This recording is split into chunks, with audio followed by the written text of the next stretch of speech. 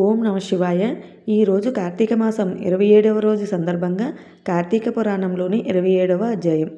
అత్రి మహాముని అగస్త్యునితో ఇలా అంటున్నాడు. కుంభసంభవ, ఆ శ్రీహరి దూర్వాసుని ఎంతో ప్రేమతో చేరదీసి ఇంకా ఇలా చెప్తున్నాడు. ఓ దూర్వాసముని, నీవు అంబరీషుని శపించిన విధంగా ఆ 10 జన్మలు నాకు సంతోషకరమైనవే. నేను అవతారములెత్తుట కష్టము కాదు. నీవు తపస్సాలివి, నీ మాటలకు విలువ ఇవ్వాలి. అందుకే నేను అంగీకరించాను. బ్రాహ్మణుల మాట అసత్యమైతే వారికి గౌరవం ఉండదు.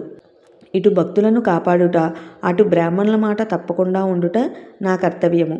నీవు అంబరీషుని ఎంట భుజించకుండా వచ్చినందుకు అతడు చింతాక్రాంతుడే, బ్రాహ్మణ పరివృతుడే ప్రాయోప్రవేశ మునర్పణించినాడు.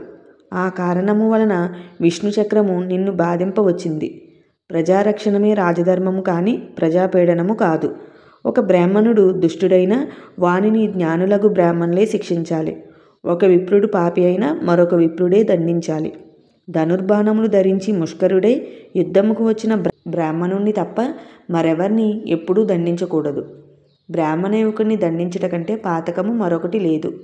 విప్రుని హింసించువాడు, హింసింప చేయువాడు బ్రాహ్మణ హంతకులని న్యాయశాస్త్రాలు ఘోషిస్తున్నవి. బ్రాహ్మణుణ్ణి సిగపట్టి లాగినవాడు, కాలితో తన్నినవాడు, విప్రద్రవ్యమును హరించువాడు, బ్రాహ్మణుణ్ణి గ్రామం నుండి తరిమినవాడు, విప్ర పరిత్యాగం అనరించినవాడు బ్రాహ్మణ హంతకులే అవుతారు. కాబట్టి ఓ దూర్వాస మహర్షి, అంబరీషుడు నీ గురించి తపస్సాలి విప్రోత్తముడు అగు దూర్వాసుడు నా మూలాన ప్రాణ సంకటం పొందుతున్నాడు. అయ్యో, నేను బ్రాహ్మణ హంతకుణ్ణయ్యాను అని పరితాపం పొందుచున్నాడు. కాబట్టి నీవు వెంటనే అంబరీషుని దగ్గరికి వెళ్ళు. అందువలన మీ ఉభయులకు శాంతి లభిస్తుంది అని విష్ణువు దూర్వాసుడికి నచ్చచెప్పి అంబరీషుని వద్దకు పంపాడు. ఇట్లు స్కాంద పురాణాంతర్గత వశిష్ఠ ప్రోక్త కార్తీక మహత్యమందలి 27వ అధ్యాయము 27వ రోజు పారాయణము సమాప్తము. ధన్యవాదాలు.